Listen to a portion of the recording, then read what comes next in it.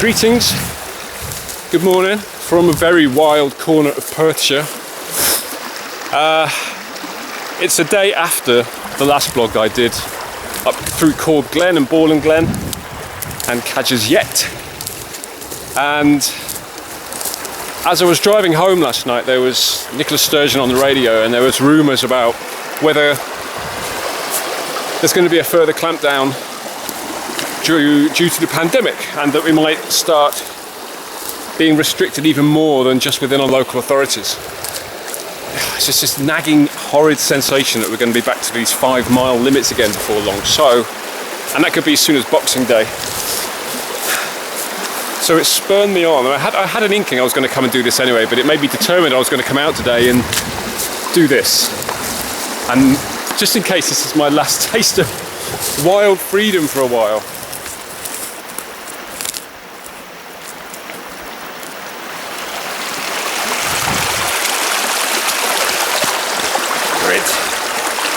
Don't want to split my trousers.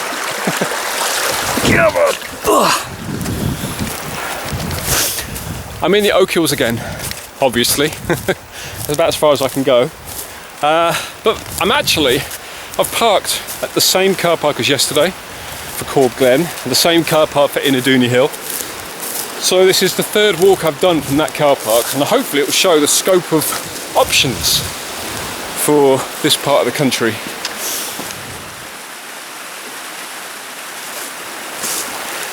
This is the Water of May, which rises actually not far from where I was yesterday at Corb Glen, and it sort of snakes its way through the Oak Hills. But the thing that I'm interested in is this defile, as I say, much like the one at Glen Quaich, but it's much longer. The Glen Quaich one was about 2-3 kilometres long, maybe 3 kilometres long, I think I said in the end. This is more like 5 going on 6. Not all as narrow as that, but there's a definite sort of, you're following a very long valley. It's a very pronounced feature, but it tends to be hidden by all this forestry, which makes it difficult to access. Suffice to say, there's no paths, and it's therefore, I'm really excited about it actually, because it's that sense of the unknown, I suppose, of not knowing, again, as at Glen Quaich, not knowing whether you'll be able to get through, and actually kind of seeing it as a bit of a challenge like that. But don't mind admitting, tad anxious too, because it is. No, this isn't easy. This isn't an easy landscape to get through. That was quite physical, what I've just been through there. I think I've already crossed the river about 6 or 7 times. Lots of landslides, lots of trees to climb over, unstable ground, so it is a challenge, but I'm up for it. And it's in case this is the last bit of freedom that we go. Oh, there's a dipper just through past. Actually, I've seen 2 dippers all the way along. Anyway, in case this is my last jaunt, I wanted it to be quite a memorable, adventurous one.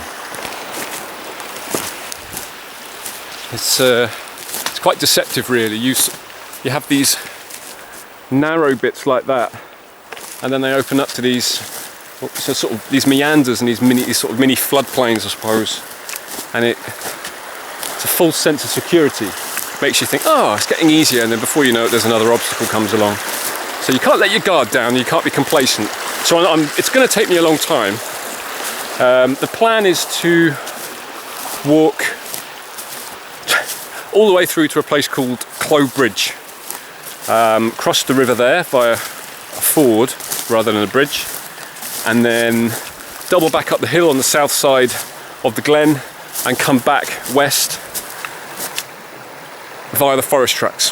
So it should be a sort of an easier walk out. So doing all this more difficult stuff earlier in the day while it's light, and given I'm faffing a bit and I know it's going to take my time, wouldn't be surprised if I ended up having to use head torches to walk out again. So I've come prepared. The bit I've just walked through, the narrowest bit, which was quite tough going actually, it's called Tonguey Falls. I'm pretty sure it's called Tonguey. It's spelled tongue with a Y on the end.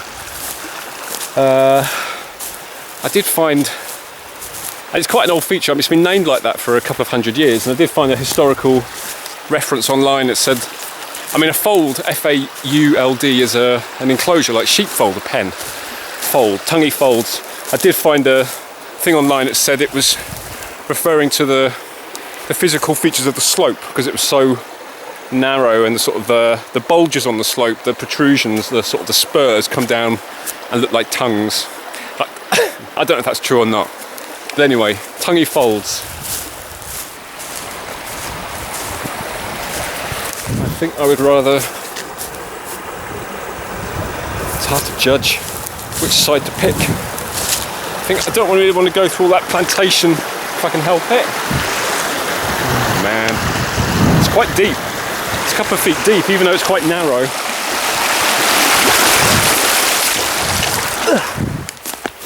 Clearly this isn't Touristville. And as I say, there's no paths down, not down here anyway. And it's actually, it's quite difficult to find out anything about it. Because that's, having again found this feature on maps during lockdown, perusing possible places to go that I haven't been to before. Found it, and then you know, the first thing I do is go and look on Google Maps, Bing Maps, aerial photos, I suppose, trying to see what the current state of play is with tree planting. Because it's not always easy to determine what date these aerial photos were taken, and you can quite easily look at an aerial photo, it looks very modern, and it will have thick, dense plantation, and then you get there and then there's nothing there because it's all been felled, or vice versa. It looks all small, but that was taken 6-7 years ago, and it's much bigger now. Also find, especially on Bing for this location, Bing Maps, is what appears to be the most recent state of play with plantations. Is only, you can only see it if you don't zoom all the way in. You know, sometimes it reloads layers, and the closer you go in, it's not just sort of higher resolution of the same image, it's actually a different image from a different time. And that was the case that if you zoomed in an extra magnification, it showed an older image, because presumably that's been updated less frequently. So it's quite, you've got to make sure you scroll through all the magnifications and make sure you're getting an accurate picture. But for this place, it was actually a bit of a mixed bag in terms of what it was telling me was actually happening on the ground. So I start going online, putting in search for tonguey folds, water of May, and there's lots of old farmsteads hidden around in these plantations, putting their names in, just to see if anyone's got photos or has been there, or there's tracks that you don't know about. And it's really very little. There's an excellent website. It's quite dated now, but it's still getting updated, and it's still a wonderful resource called geograph.org.uk? Geograph, anyway, geography but without a Y. And it's getting photos for every OS square in the country, and it's been doing it for ages. The place that I'm interested in, so for example, tonguey folds, and you'll get all the photos that are tagged on that website on Geograph with this location. And even then there was very little. So still was none the wiser. So then my last resort is going onto Twitter and asking people, which I did the other day, has anybody walked through from Tonguey Folds to Clow Bridge? Is it doable? Is it all just wind throw, all these trees that have come down? And no one really knew. Somebody very handily put a photo up from somewhere up there, about halfway through, which is fairly useful.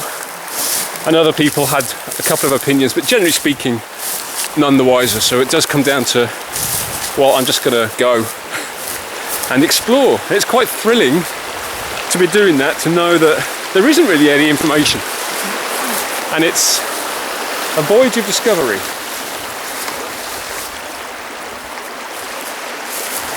Not that everyone necessarily wants to discover plantation like this, I dare say. Even so, it's still a wild place. It's interesting. All these tree tubes. They've all got broadleaf deciduous trees in them, like alder and things like that, and birch. It is quite a deliberate thing these days when you get hillsides felled, cleared. This has all been replanted again with spruce or spruce. Is it spruce? Looks like spruce, yeah. But it's quite common now to plant, make sure you've got a buffer of broadleaf trees through what's called the riparian zone. Make sure you have got a green network of native broadleaf trees along rivers for biodiversity reasons, if nothing else. Oh, that's interesting. There is actually a Forestry Commission marker, and one of those woodland grant schemes, Walker's Welcome things. One of these. But it's interesting. There's another one over there. I'm not quite sure what they're pointing to. This one's... oh look! It's actually an arrow. God, how long has it been since there's actually a path here? I can't see any sense of where it's supposed to go or where it's come from. It's really odd. Oh well. So maybe people used to come here, I don't know.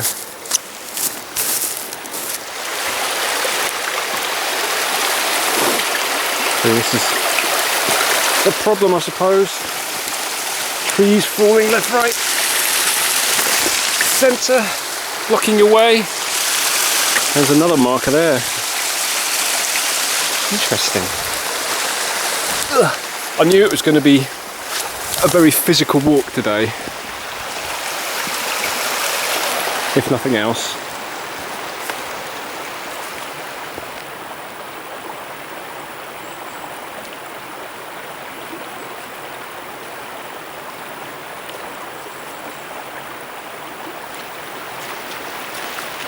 Oh, this is interesting.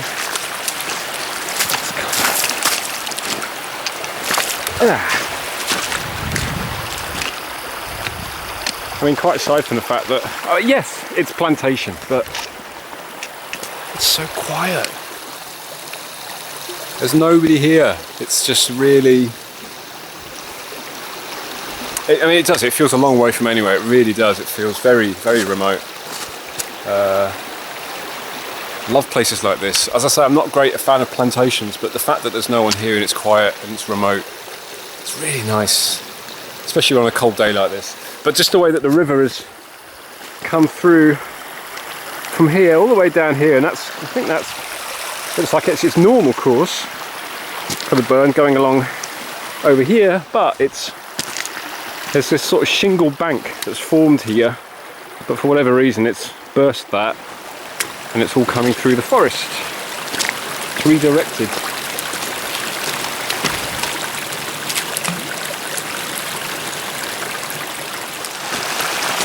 I guess old bridge, maybe. Yeah, it looks like an old bridge.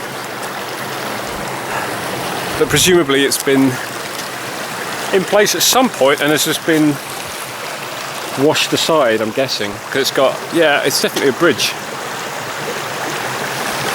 How funny. Anyway, this is the new course of the river, this bizarre, mossy, watery world in here. And it emerges over here. Half the river going one way, half the river going the other. But that looks quite recent though, doesn't it? Nice! Nice little waterfall. It's really nice. Hydrology of an area can change really quickly if you get flash floods, heavy rain.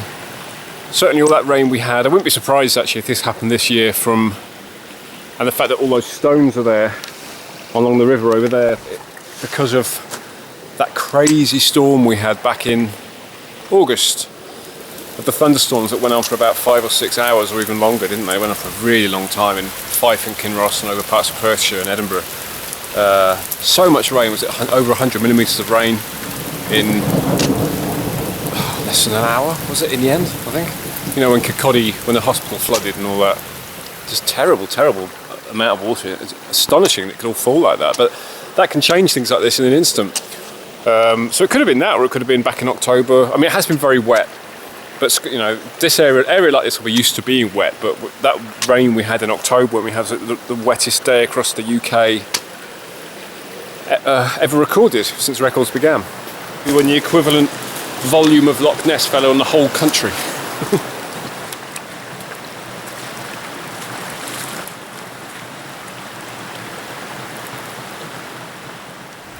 Well, against all odds it seems, found the track. And now the dilemma is whether to stick with it, so long as it stays close to the river, or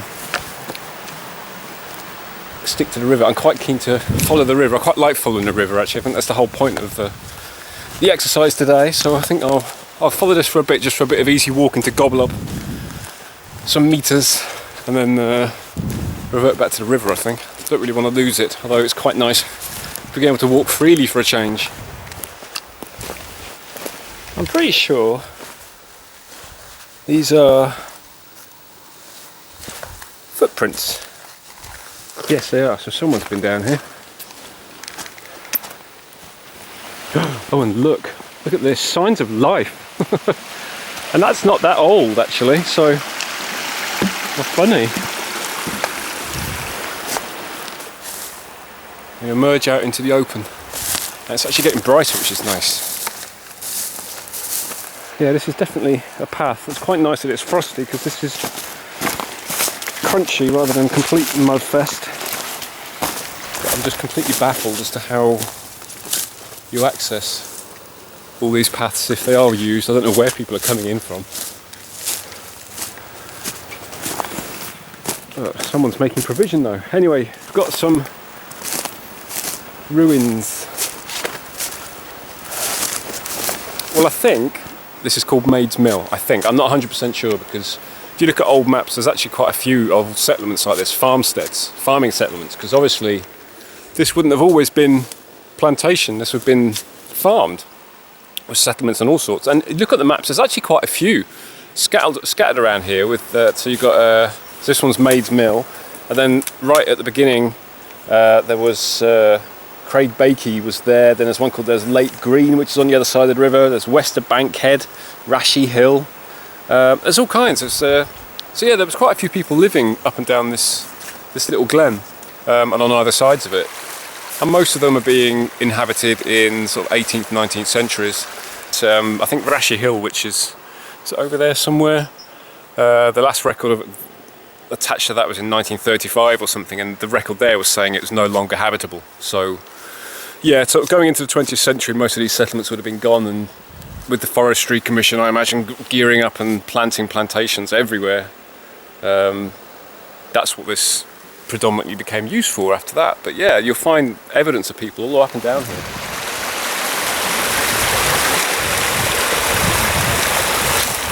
Actually, it's interesting to see. I mean, the river looks so placid now, but this is all flattened, all of this.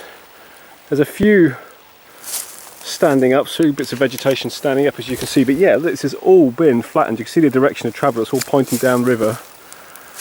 It's quite scary how high this can come in a very quick fashion without much warning when you get those torrential downpours. I dare say, I'm pretty sure that's probably what it was actually in August that did all this.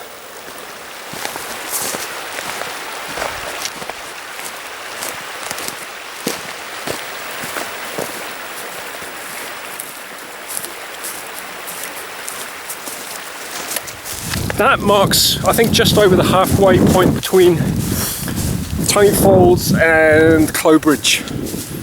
And I'm moving quicker now because the ground has opened up quite a bit more.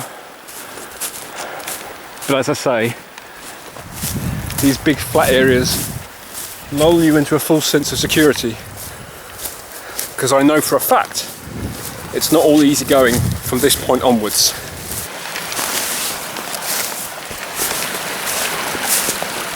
Lots of crouching. Oh dear, there we go. Do you find it strange that they have such striking white bums?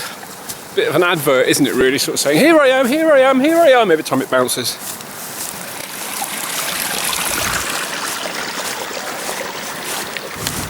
Anyway, the reason I know that it's not all plain sailing all the way through to Clow Bridge is because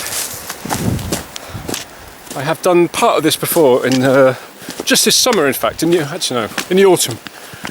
And I came to see the trees, because as much as this is all looking very coniferish just now, progressively it gets into more broadleaf woodland. So I went there to see the autumn colours, which was lovely. But yeah, so I came up the hills which are over here and then came a very rough route down the flanks of that side of the glen. And then just because I was doing the same thing I'm doing now, just exploring, I was just curious. And then walked back along the river and got soaked because it was pissing down. But you can see how the landscape is starting to change. The field's is changing. It's all getting a bit wider. The river's a bit more placid. More broadleaf species appearing. But it's generally just a lovely section of the river here. Starting to get into all the broadleaf stuff, like alder, with all these lichens hanging heavy. Look at that. It's wonderful. Very clean air, of course. Really, really nice. Nice stretch of the river. And we've got, look at this. We've got lovely examples of hair ice. I don't know if you'll be able to make that out, but I mean, it's everywhere. You can see it's kind of erupting out of the wood here. Lovely examples, hair ice. There's quite a lot of conjecture online about what, how it's made, actually, but I think the general consensus now is that it's a result of the decomposition process within wood, especially wood that's been on the ground for a long time. So it's got wet, it's got a lot of moisture in it, and it's actually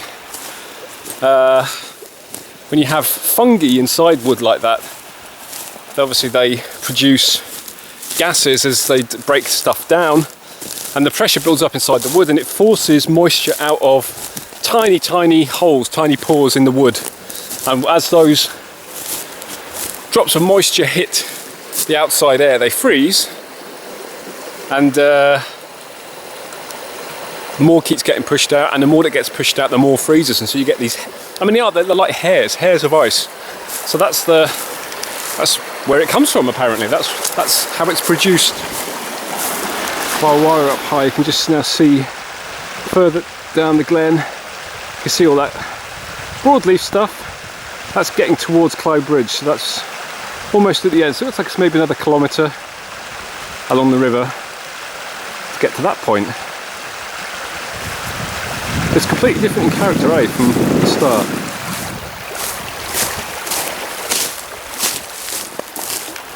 Constant meandering. Lovely ferns, look at these ferns. What about that? It's like New Zealand, isn't it? Well, this track that comes down here is one way of accessing this part of the glen. But I'm just wondering whether it's worth me crossing the river, because when I came down before, and came down probably about there, it was pretty much all right on that side of the river. But I can't remember whether that was a conscious choice, because it was the better side of the river, or because I just couldn't get across the river beyond that point. So I think I might try and cross, actually. There's nowhere ideal, really.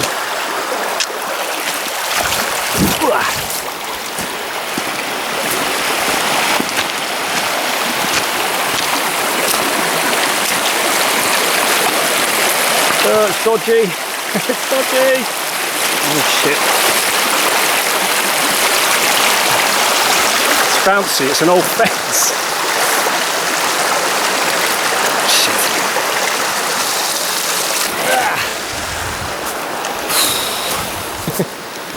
Anyway, should be a bit easier walking on this side, hopefully.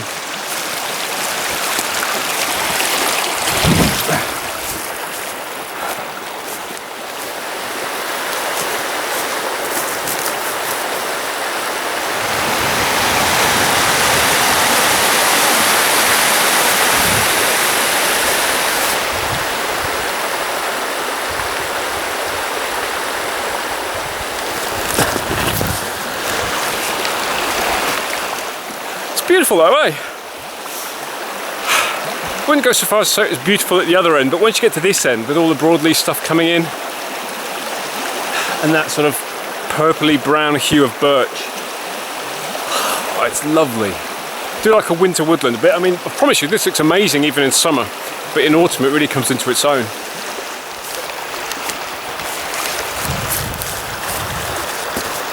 Such a lovely sound.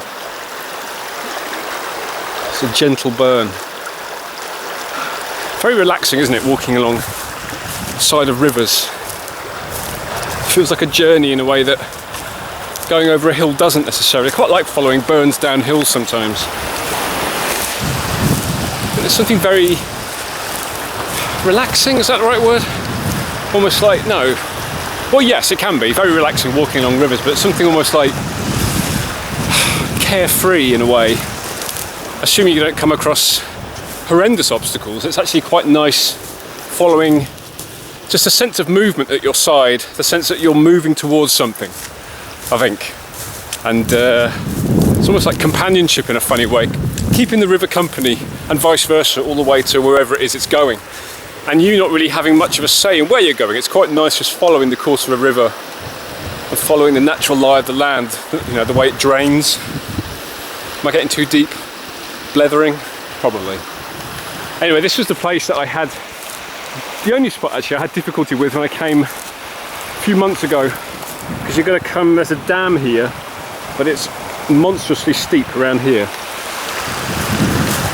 But I was trying my best to avoid bracken at that point because of the tick danger, so maybe it'll be a bit easier today.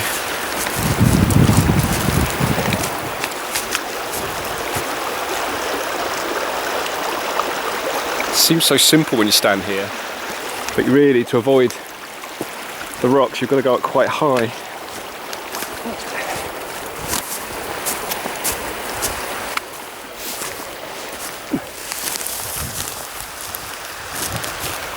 Last obstacle. I can't remember where I went. I think I went over this fence. Yeah, that is what I did. Oh God. Tricky. Ow, bollocks.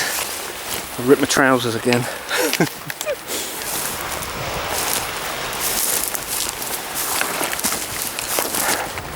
Yeah, this was all really high bracken before, so I was doing my best to avoid it, but this time of year it's quite alright. Just steep and wet.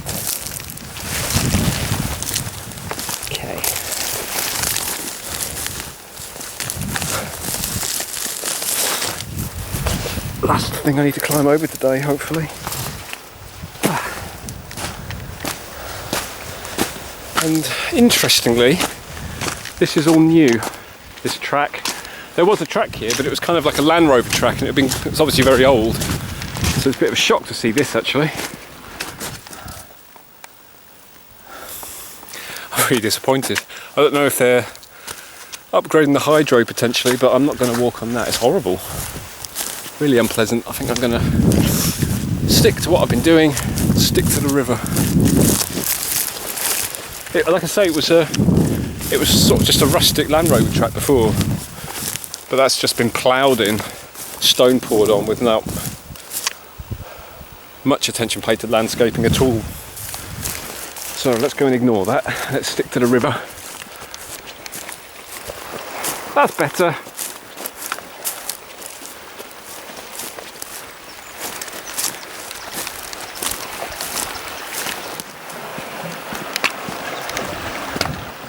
Someone's been doing some flood works by the looks of it, because this has always been covered by water when I've come here.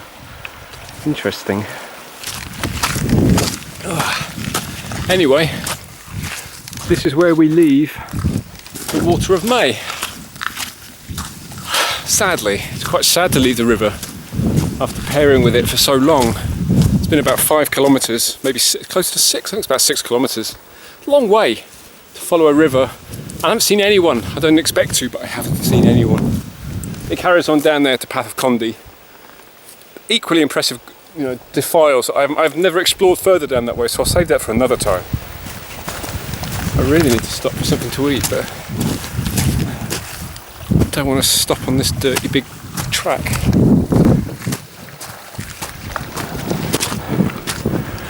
God, what a mess they've made. This is actually the apex of our walk today. We're actually turning back now, climbing up the hill and heading back on the forest tracks. Believe it or not, this here, see what this track? That is what that looked like until the last few months. It looked like this. God, what a mess.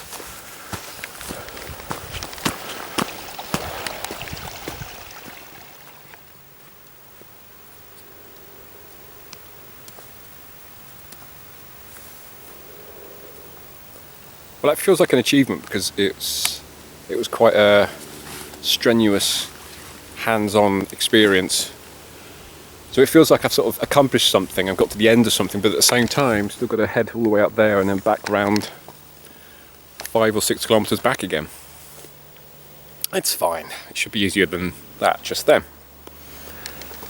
But I hope you will agree, it's a really nice spot. I think it's one of the nicest little spots in the Oak Hills actually.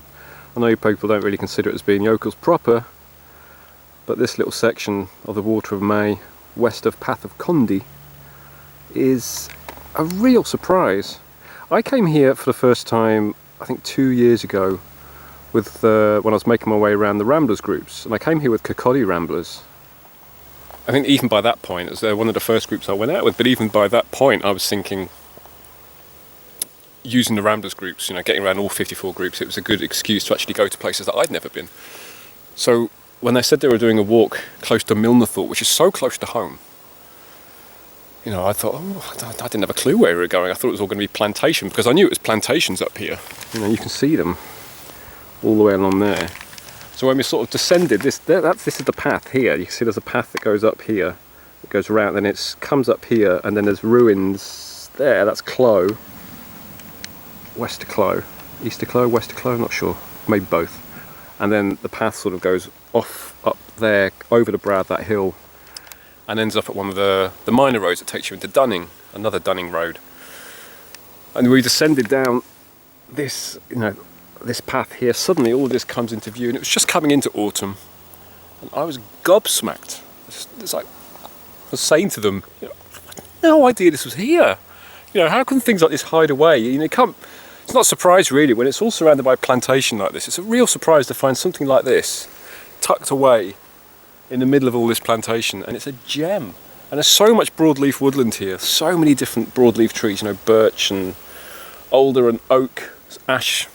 The ash is all dying unfortunately because of ash dieback, but I don't know who's planted it. I did try to look online, you know, trying to find out who on earth owns this and who's been setting about planting all this stuff, because, you know, you want to commend them. It's like, you've done an amazing job.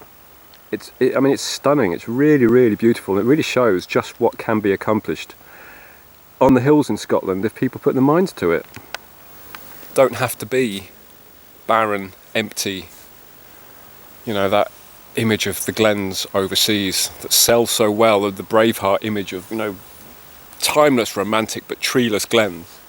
This is what, you know, this is what you can do. Stunning. Right, it's 1:22, so I better crack on. Upwards. Okay.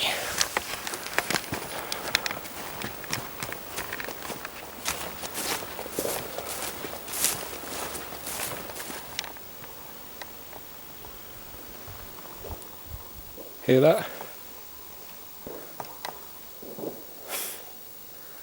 All I've been able to hear for the last half hour is explosions, bangs. It's like there's a war going over there. People blasting animals out the sky, probably.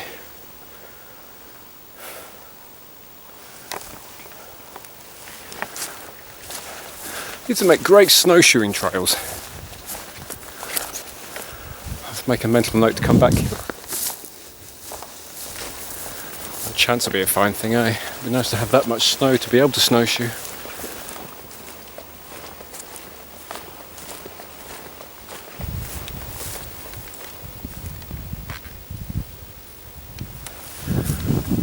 lovely views across the whole glen now. Just that lovely hue, winter hues of birch and other broadleaf stuff.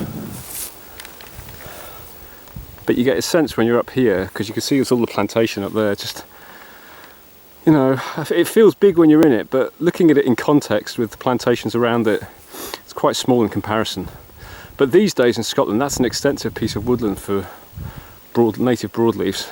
When I was doing my exploring, I was going all in there, all amongst those trees, completely pathless, wandering about trying to find the best vantage points. It's a joy. You can just about make out that this is an old road, this track, and actually goes way that way and then comes over the top of this hill and comes down there and actually ends up a couple of hours ago when we saw there was a track coming right down to the river, much further up the river than here. It comes out there at an old settlement called Westerbankhead, which is one of the old farming settlements, long gone. I've never actually been down all the way, I always carry on further up the hill, so I'll have to go down and have a look one day. There's not actually that much left of most of these settlements. It's a nice vantage point. It's funny though to think that this was the way into someone's farm back in the day. How different it looks now.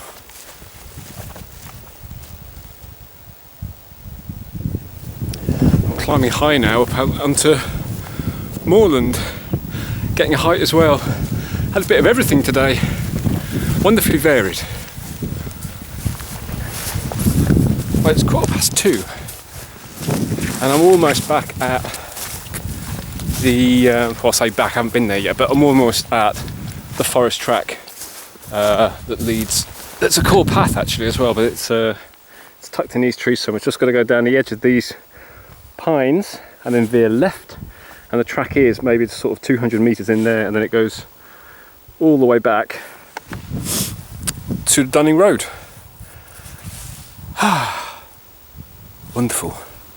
It's nice to have sun right at the end, but I'm a bit ahead of schedule, I think. I haven't faffed as much as I thought I might. I did think that maybe even by the time I got here it might be sort of more towards 3 o'clock. But as it happens, I don't think I'm going to be needing a torch, which part of me is a bit sad about actually, because I do like it. But anyway, it's nice to be up high to get the sun at the end of the day. I think it's definitely the right way to do this, coming through the glen first and getting the light on the way back. It's worth pointing out actually, just before it disappears from view, you can see the wind turbines there. That cleft right in the middle, that's Corb Glen where I was yesterday, and the final hill I ended up on, John's Hill, it's that one I think, or was that Lamb Hill? I can't remember. Anyway, that's Corb Glen, so that's where we were yesterday.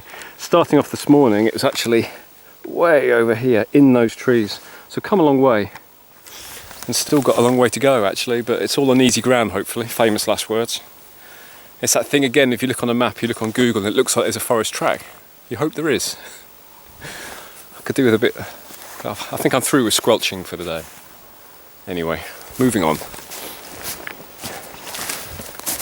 Let's see. Famous last words. Hopefully easy going. The deer fence is the last obstacle, it looks like. And if I can, oh, I can probably get through like that.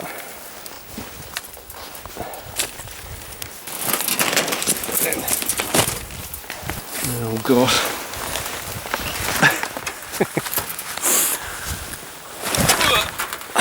Oh, my foot's stuck on it. Don't. Lovely. Well, that's encouraging. There's an aerial or something there, which means there must be a road. Ah. Oh, look at this.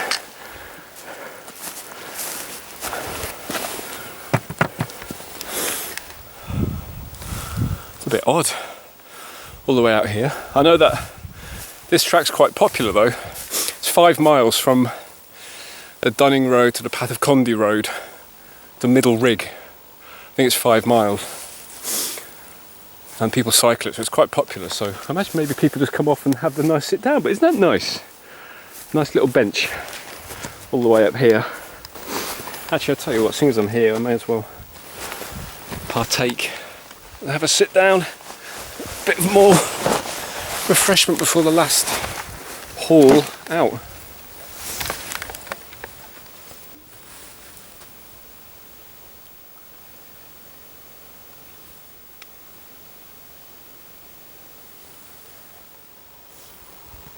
It's such a nice spot. I mean, yeah, it's dense spruce plantation, but it's putting it in the wider context of just a really nice walk. And then finding something like this, you know, serendipity, isn't it? Finding something and it just somehow enhancing the experience, the overall experience. It's been yet another revelation, I suppose. I mean, I like I say, I've explored some of this already, but every walk I've done here, this is the fourth one I've done in this general vicinity in under a month, and I've found so much, I don't know what the word is, I've just, a lot of peace, a lot of downtime, and it's more than satisfied whatever urges I have to get out into the big hills. You know, I do miss the snow, of course I do, I miss the big hills, but it has been an utter joy to sort of find these places, and today is no different. It's been one of the most memorable walks I've had, and I don't know if that's just because, you know, it's kind of the surprise element, the revelation element of somewhere right on your doorstep that you don't really know and you can't really believe it's here, but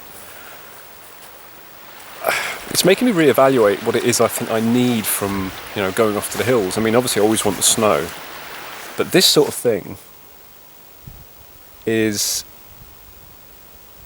I don't know, it's pushing buttons in a walking sense that I didn't realise I had actually. I don't really know how to explain it, but just I'm getting a lot of pleasure from these places. Even though, I mean, I never thought I'd get so much joy from plantation land, as I've always called it, this part of the world. But it's continually surprising, continually uplifting.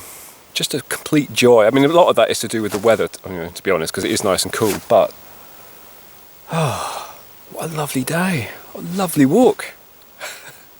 It's just so nice. I was going to say it's nice and quiet, but I can still hear people blasting birds out the sky somewhere over there. Yeah. Anyway, it's time to move on. Don't really want to.